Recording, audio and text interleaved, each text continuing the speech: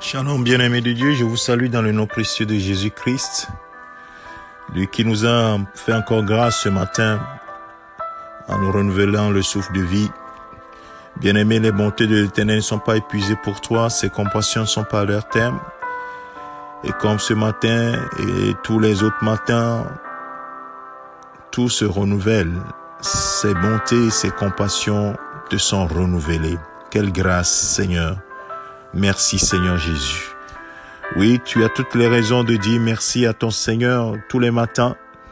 Tu as toutes les raisons de lui dire ta reconnaissance.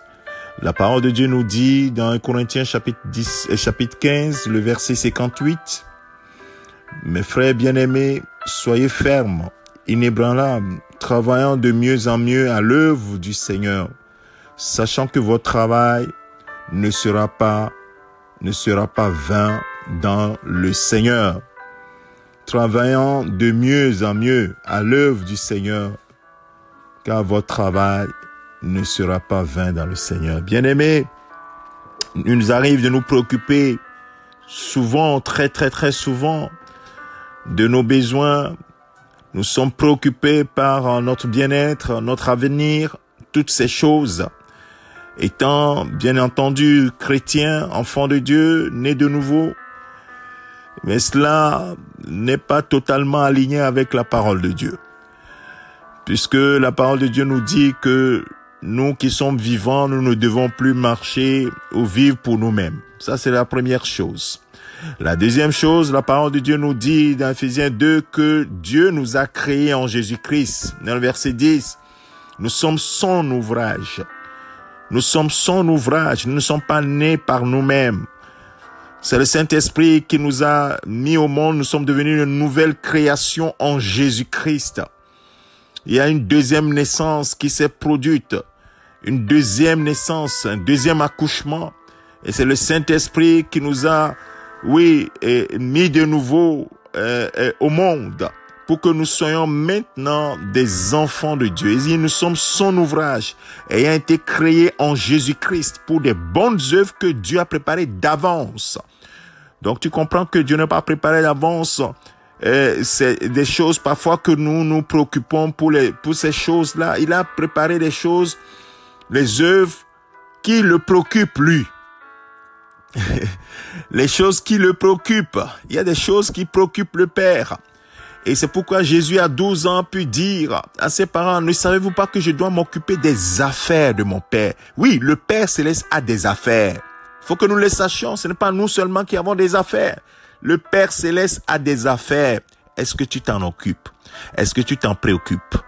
Mon frère, toute la question, elle est là. Il dit, l'apôtre Paul dit, travaillez de mieux en mieux à l'œuvre du Seigneur. De mieux en mieux. Peut-être qu'aujourd'hui, tu n'avais pas compris. Mais là, tu dois comprendre et commencer par travailler de mieux en mieux à l'œuvre du Seigneur.